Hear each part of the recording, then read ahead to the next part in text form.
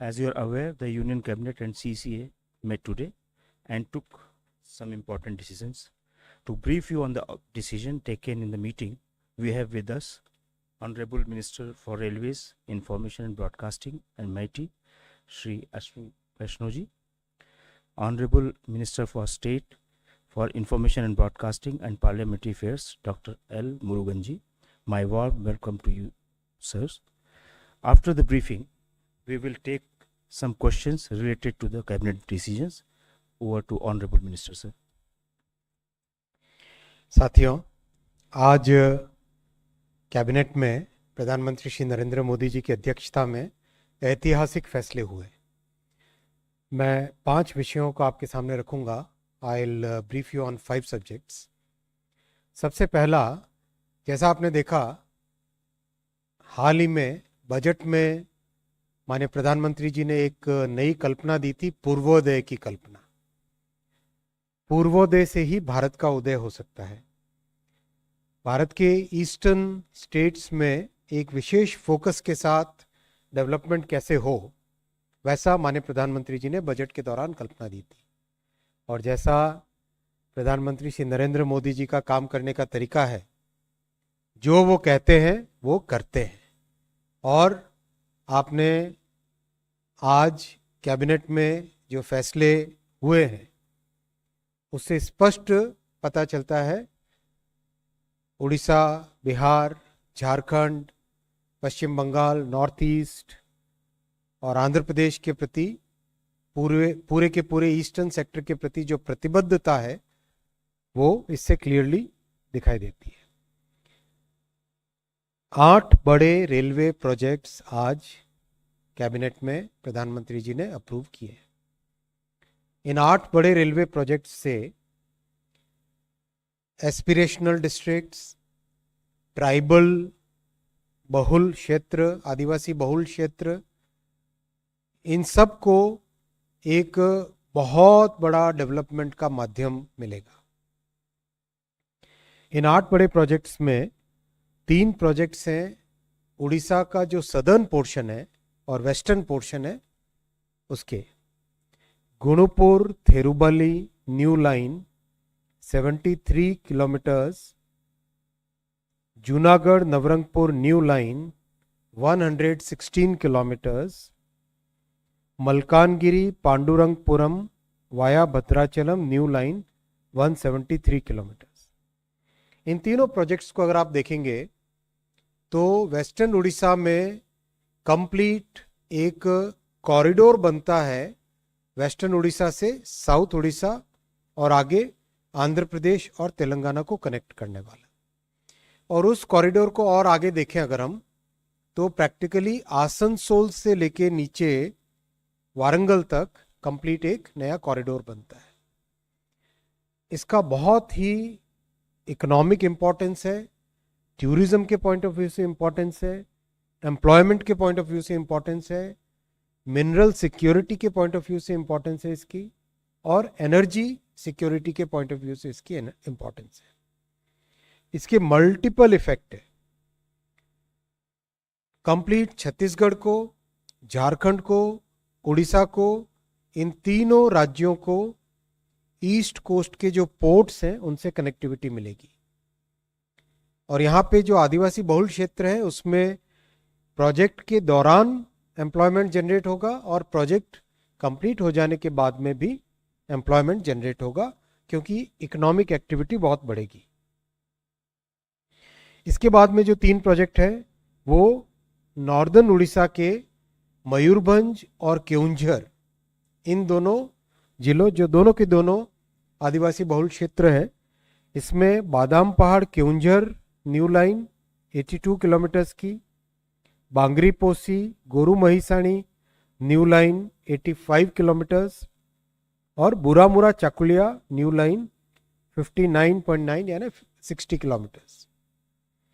ये तीनों projects complete north east यानी बंगाल, झारखंड, बिहार और नॉर्थ ईस्ट के स्टेट्स, इन तीनों को एक कॉरिडोर प्रोवाइड करेंगे जिससे कि ईस्ट कोस्ट के पोर्ट्स पे उनका सामान आ सके और ईस्ट कोस्ट के पोर्ट्स से उनके ज़रूरत की चीज़ें एरियाज में जा सके।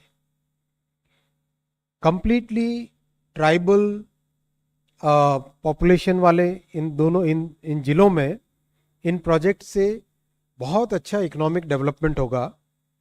और इसका अगर आप देखें तो मयूरभंज में सिमलीपाल का जो रिजर्व फॉरेस्ट है, टाइगर रिजर्व है, वो दुनिया की एक बहुत ही अनूठी मिसाल है। वैसे ही कोरापुट में जो कॉफ़ी है, कोरापुट कॉफ़ी, वो अपने आप में एक बहुत बड़ी एक मिसाल बन रही है। इन सब को ध्यान में रखते हुए ये प्रोजेक्ट उड़ीसा के अंदर आए हैं। इसके बाद में एक बहुत ही इंपॉर्टेंट प्रोजेक्ट है जो झारखंड और बिहार को गंगा जी के ऊपर एक नया ब्रिज लेके, रेलवे का उस ब्रिज को लेके जोड़ता है। वो प्रोजेक्ट है विक्रमशिला से कटारिया न्यू लाइन। ये लाइन तो 26 किलोमीटर्स है, लेकिन इस पे गंगा जी पे एक बड़ा ब्रिज 2 लाइन का बनेगा, जिससे डबल लाइन का बनेगा, जिसमें 2549 करोड़ रुपीस का इन्वेस्टमेंट आएगा। गंगा जी पे अभी जो ब्रिजेस हैं वो हाईली ओवर सैचुरेटेड है, उसकी कैपेसिटी और बढ़ाने की ज़रूरत है। और इस ब्रिज से और नीचे जो आपके सामने अभी मयूरभंज और केवंझर जिले के प्रोजेक्ट्स रखे, इनसे एंटायर नेपाल, बिहार, पूर्वांचल और बंगाल और नॉर्थ ईस्ट, इनको पूरे को एक कॉरिडोर मिलेगा, जो कॉरिडोर ईस्टर्न कोस्ट लाइन पे जो पोर्ट्स हैं उन पोर्ट्स के साथ कनेक्ट करेगा। और जो मिनरल का हब है, उससे आराम से बिहार, बंगाल और नॉर्थ ईस्ट में मिनरल्स का ट्रांसपोर्टेशन हो सकेगा, फर्टिलाइजर्स और फूड ग्रेन का ट्रांसपोर्टेशन हो सकेगा, और पैसेंजर्स के लिए बहुत बड़ी नई कैपेसिटी इससे क्रिएट होगी। 8th प्रोजेक्ट जो आज अप्रूव हुआ है वो महाराष्ट्र का है और बहुत ही इंपॉर्टेंट प्रोजेक्ट है।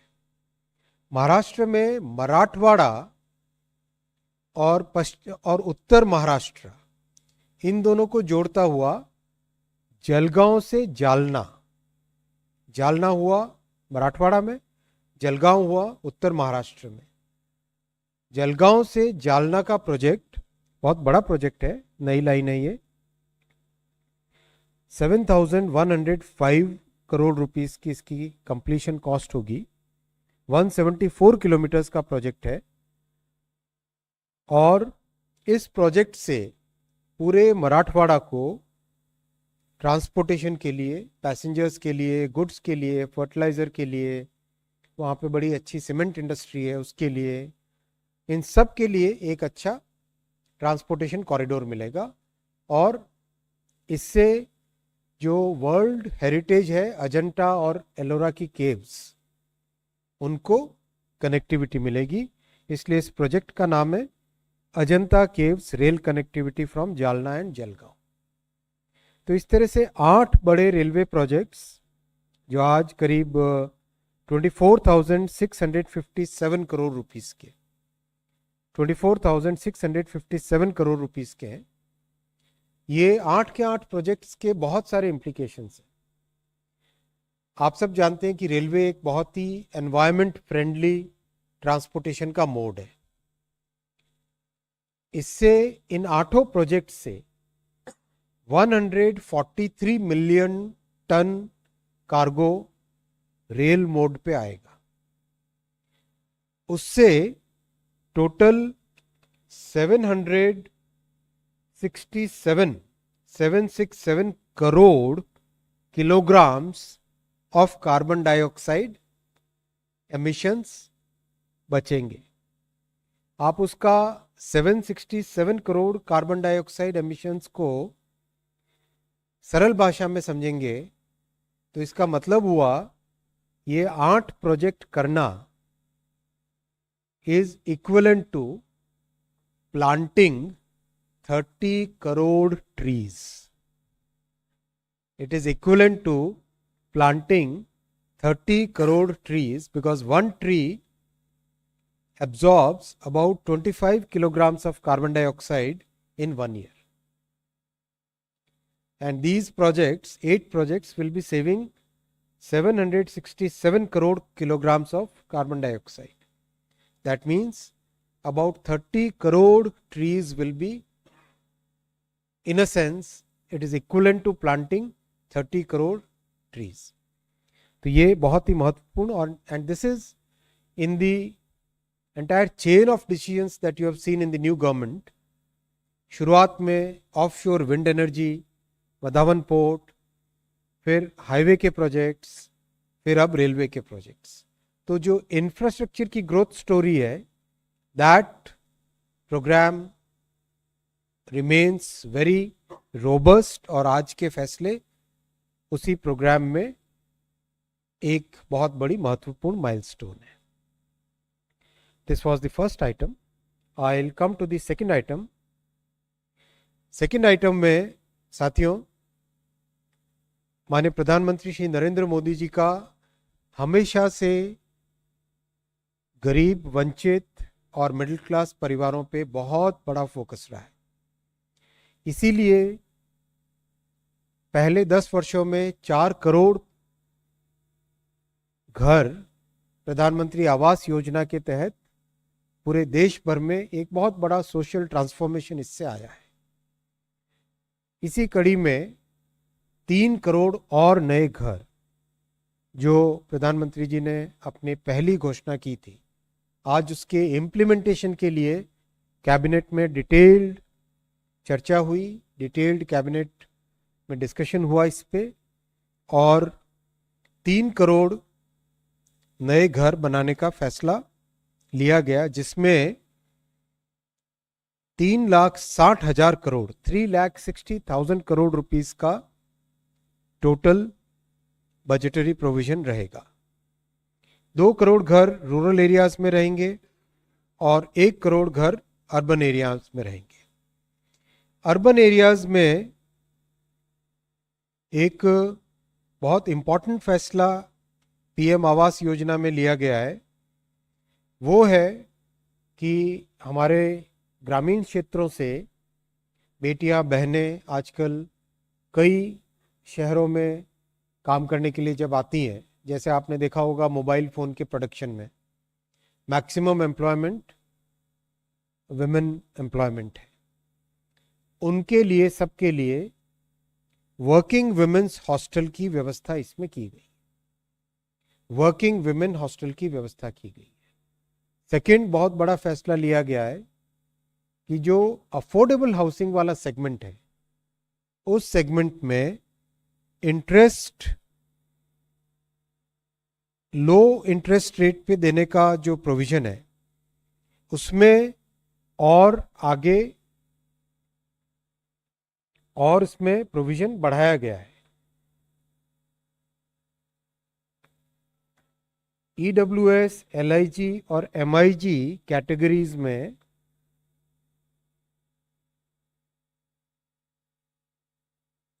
25 लाख रुपए तक के होम लोन पर 4% की रेट से इंटरेस्ट सब्सिडी दी जाएगी. 1.8 लाख रुपीस इसमें कैप रहेगा और 5 एनुअल इंस्टॉलमेंट्स में ये सब्सिडी दी जाएगी. इसके लिए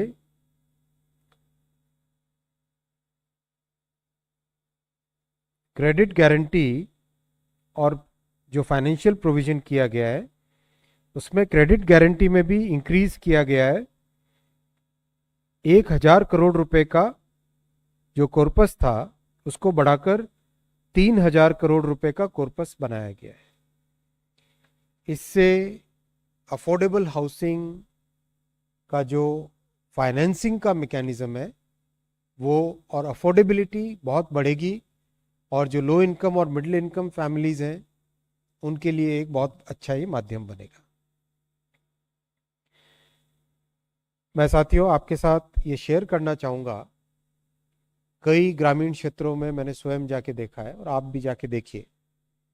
पक्का घर जब बनता है तो उस पूरी फैमिली में एक ट्रांसफॉर्मेशन आता है. और ये केवल घर नहीं है, घर के साथ कई सारी बुनियादी सुविधाएं दी जा रही है। वाटर कनेक्शन, बिजली का कनेक्शन, गैस का कनेक्शन। एक तरीके से लाइफ में एक इतना बड़ा परिवर्तन आए, वो पीएम आवास योजना का उद्देश्य है। और इसको आगे बढ़ा के अगले 5 वर्षों में 3 करोड़ और घर बनाए जाएंगे। और मैं आपको ये भी कहना चाहूँगा, विश्व में इतनी बड़ी इंक्लूसिव ग्रोथ का बहुत कम एग्जाम्पल्स हैं। This is one of the most inclusive growth programmes taken by NDA government under the leadership of prime minister Shri Narendra Modi ji. I will come to the third point.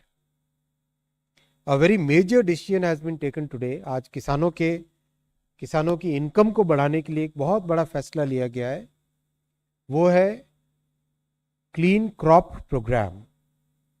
इसमें क्लीन प्लांट प्रोग्राम, इसमें horticulture के जो plantations होते हैं, horticulture अच्छी income देने वाला एक मेजर सोर्स ऑफ इनकम है किसानों के लिए।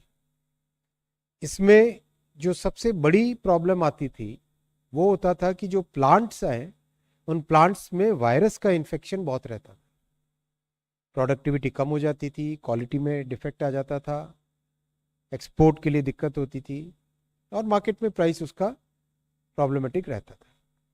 उसको, उस रूट कॉज को, उस मूल प्रॉब्लम को सॉल्व करने के लिए ये प्रोग्राम आज कैबिनेट में प्रधानमंत्री श्री नरेंद्र मोदी जी ने अप्रूव किया है। इसके अंतर्गत 9 इंस्टीट्यूशंस को क्लीन प्लांट सेंटर्स के रूप में विकसित किया जाएगा और 75 नर्सरीज जो कि क्लीन मदर प्लांटिंग मटेरियल के रेप्लिकेशन के लिए तैयार की जाएगी। आप अगर इसको साधारण भाषा में समझें तो एक तरीके से जितने फ्रूट्स और हॉर्टिकल्चर के दूसरे प्लांट्स हैं, बनाना, ऑरेंज, संतरा, चीकू, कई तरह के अंजीर, कई तरह के जो प्लांट्स हैं, इसमें इस प्रोग्राम के बाद में प्रोडक्टिविटी में और क्वालिटी में बहुत बड़ा इम्प्रूवमेंट आएगा। आपको ये जानकर आश्चर्य होगा कि हॉर्टिकल्चर के प्रोडक्ट्स का एक्सपोर्ट गत 10 वर्षों में बढ़ के करीब 50,000 करोड़ रुपए से ज्यादा का हो चुका है। किसानों के लिए अच्छी इनकम का सोर्स है, अच्छा न्यूट्रिशन का सोर्स है सिटीजन्स के लिए, और इसमें किसान के लिए एक डाइवर्सिफिकेशन होता है। क्रॉप के डाइवर्सिफिकेशन से रिस्क रिड्यूस होती है। इसीलिए इस प्रोग्राम को, इस महत्वपूर्ण प्रोग्राम को, और इसमें बहुत साइंटिफिक थॉट है। आप इसको भी अगर देखें तो बजट में बहुत क्लियरली एक साइंटिफिक वे में रिसर्च करके किसानों के इनपुट्स को बेटर क्वालिटी का कैसा बनाएं, इनपुट्स को हायर प्रोडक्टिविटी वाला कैसा बनाएं, वो सब बजट में घोषणा की गई थी। और जैसा मैंने पहले कहा, प्रधानमंत्री श्री नरेंद्र मोदी जी जो कहते हैं वो करते हैं, और जल्दी से करते हैं। तो ये अभी बजट में घोषणा हुई थी और अभी प्रोग्राम्स आगे इम्प्लीमेंटेशन के लेवल पे आ गए। इसमें क्लीन प्लांट प्रोग्राम में 1766 करोड़ रुपीस का इन्वेस्टमेंट होगा। I will come to the fourth point. आप सब जानते हैं साथियों, आत्मनिर्भर भारत की और एनवायरमेंट फ्रेंडली लाइफस्टाइल में एक बहुत बड़ा रोल है एथेनॉल का। पिछले 10 वर्षों में एथेनॉल ब्लेंडिंग का एक बहुत एम्बिशियस प्रोग्राम लिया गया है, और उसमें जो रिजल्ट्स आए हैं वो रिजल्ट्स अमेजिंग रिजल्ट्स हैं। 10 वर्ष पहले जहां 1.5% एथेनॉल ब्लेंडिंग होती थी, that figure has already reached 16% इन जुलाई 2024। इस बहुत बड़ी सक्सेस पे बिल्डअप करते हुए एथेनॉल का जो प्रोग्राम है, जो बायोमास से एथेनॉल बनाने का काम है, उस प्रोग्राम का नाम है पीएम जीवन। पीएम जीवन, इस पीएम जीवन कार्यक्रम को, प्रोग्राम को और 5 साल के लिए आगे बढ़ाया जा रहा है और इसमें 1969 करोड़ रुपए का इन्वेस्टमेंट और किया जाएगा। इसका बहुत लॉन्ग टर्म इम्पैक्ट रहेगा देश पे। Environmentally conscious, environmentally sustainable fuel, और इसमें आगे एयरक्राफ्ट का जो एटीएफ है, एविएशन टर्बाइन फ्यूल, उसमें भी एथेनॉल ब्लेंडिंग का प्रोग्राम हाथ में लिया गया है, उसको भी आगे बढ़ाया जाएगा। ये 4 बड़े फैसले थे साथियों। और मैं लास्ट में एक बहुत ही महत्वपूर्ण चर्चा हुई कैबिनेट में, उसके बारे में आपको ब्रीफ करना चाहूँगा। अभी जो हाल ही में माननीय सुप्रीम कोर्ट ने आरक्षण के विषय पर एक जजमेंट दिया है। इस जजमेंट ने, सुप्रीम कोर्ट ने एससी और एसटी के रिजर्वेशन के विषय में कुछ सुझाव दिए। आज माननीय प्रधानमंत्री जी की अध्यक्षता में कैबिनेट में इस विषय पर विस्तृत चर्चा हुई है और कैबिनेट का सुविचारित, वेल थॉट थ्रू मत है कि एनडीए सरकार बाबा साहेब अंबेडकर जी के बनाए संविधान के प्रावधानों के प्रति प्रतिबद्ध है, संकल्पबद्ध है। बाबा साहेब अंबेडकर जी के संविधान के अनुसार एससी और एसटी के रिजर्वेशन में क्रीमी लेयर का कोई प्रावधान नहीं है। कैबिनेट का सुविचारित मत है, वेल थॉट थ्रू डिसीजन है कि बाबा साहेब अंबेडकर के संविधान के अनुसार ही एससी और एसटी का रिजर्वेशन की व्यवस्था होनी चाहिए। ये साथियों 5 बड़े फैसले आपके सामने रखे। I take some questions, already it is 9:50। Prashant, Prashant sir, yes. Prashant हूँ एनडीटीवी से। सर सबसे पहला सर, आखिरी में जो आपने बात कही सर, एक क्रीमी लेयर का मसला है, दूसरा सब कैटेगराइजेशन का भी मसला है सर, आरक्षण के भीतर आरक्षण का। क्या उस पर भी कोई चर्चा हुई कैबिनेट में और क्या फैसला हुआ? जितनी चर्चा हुई मैंने उतना बताया। 190. Started this discussion? It came from the Prime Minister or Social Justice Minister? Who started discussion on this thing? Cabinet के फैसले हमेशा बहुत ही सबके कलेक्टिव फैसले होते हैं। Yes.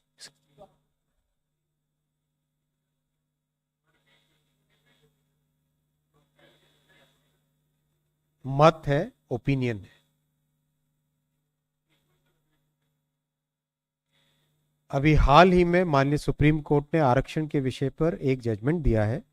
इस जजमेंट में सुप्रीम कोर्ट ने एससी और एसटी रिजर्वेशन पर सुझाव दिए हैं।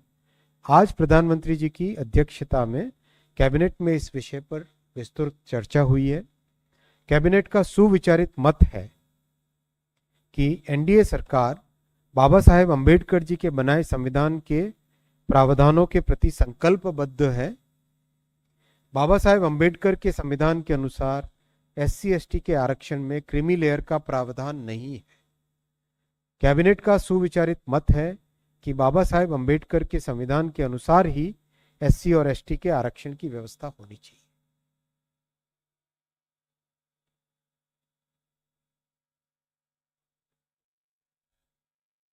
हाँ, सर अपना तरुण परिचय भी फ्रॉम दे दीजिए। जी बिजनेस सर। सर जो आपने हाउसिंग के लिए जो आज अनाउंस कैबिनेट ने जो फैसला लिया है, सर आप उसमें एक बार बता पाएंगे सर ईडब्ल्यूएस के लिए कितनी कैटेगरी होगी, और सर जो आप सब्सिडाइज कर रहे हैं इंटरेस्ट रेट वो कितना होगा, और सर जो आपने 3 करोड़ बोला सर उसमें 2 करोड़ सर रूरल, 1 करोड़ उसमें अर्बन। तो सर अर्बन के लिए सर क्योंकि जो बजट में है वो 2,20,000 करोड़ 5 इयर्स के लिए है, तो सर उसके लिए कितना एलोकेशन? अर्बन और रूरल का बजट का एलोकेशन और मेरे पास ब्रेकअप है ग्रामीण योजना रूरल एरिया का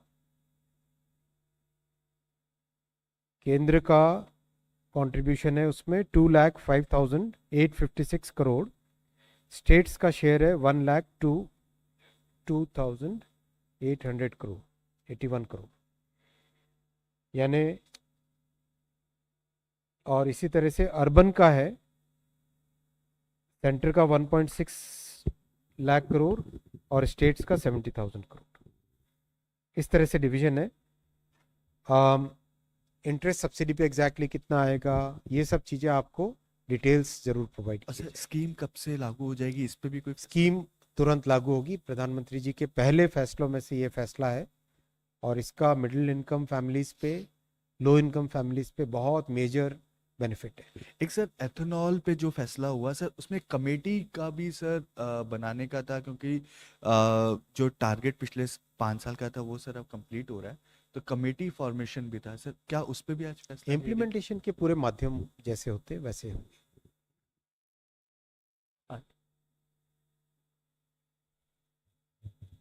I'm Kvesh Mishra from Economic Times. I have two questions, sir. Sir, if this is the opinion of the cabinet, is there any need for any legislative changes as well? Was that also thought out? And my second question is regarding railways. By when do you expect these projects to be completed? मैं पहले दूसरा प्रश्न लेता हूँ। Railway की ये जो 8 projects हैं, ये 8 के 8 प्रोजेक्ट्स पे बहुत सारा एक प्लानिंग का प्रोसेस, जैसा आप जानते हैं कि पीएम गति शक्ति पोर्टल जब से बना है तब से planning has become very systematic. जितने भी रास्ते में कोई भी किसी दूसरे इंफ्रास्ट्रक्चर के प्रोजेक्ट का इंटरेक्शन होता है, मान लो कहीं पे एक ट्रांसमिशन लाइन जा रही है या फिर कोई मान लो कोई सेंचुरी है रास्ते में, उन सब को पहले से प्लान के अंदर एड्रेस किया जाता है। इन 8 के 8 प्रोजेक्ट्स के कंप्लीशन के डिफरेंट टाइमलाइंस हैं। कुछ 27-28 में कंप्लीट होंगी, कुछ 28-29 में कंप्लीट होगी और 2 प्रोजेक्ट ऐसे हैं जो बहुत बड़े डिफ़िकल्ट टेरेन में से जाएंगे, वो 29-30 में कंप्लीट होंगे। जितना कैबिनेट में सुप्रीम कोर्ट के जजमेंट के विषय में डिस्कशन हुआ उतना मैंने आपको बता दिया।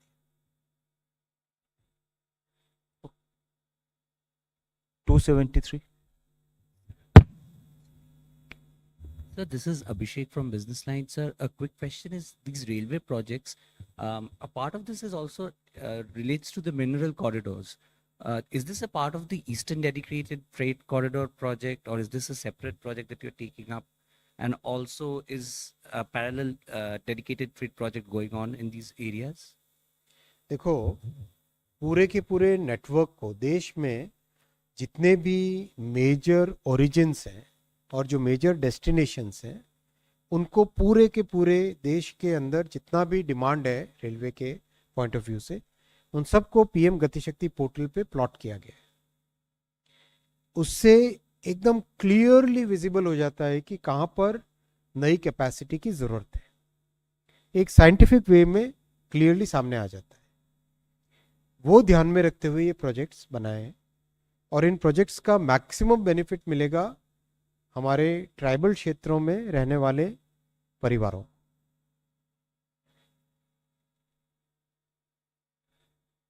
टू 78. सर मेरा सवाल महाराष्ट्र के रेलवे प्रोजेक्ट के बारे में है कि उसका डेडलाइन कब तक का है? 27 5 साल 28 का। वाला? 5 साल। बहुत बड़ा प्रोजेक्ट है, 5 इयर्स का।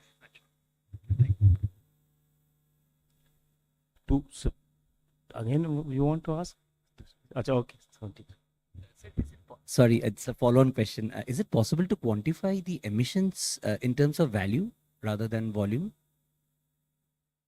Value as in What is the amount of emissions we are saving in terms of? हाँ दैट आई हैव टोल्ड ना, It's like 767 7 kgs. crore kilograms of CO2 Yeah, emission. in value terms, is there a, I mean, Value save, as in monetary terms, Monetary CO2 का कैसे होगा? 767 crore kilograms of CO2 पूरा calculation है. आप सब UPSC का exam लेते हो मेरा. I think Thank you.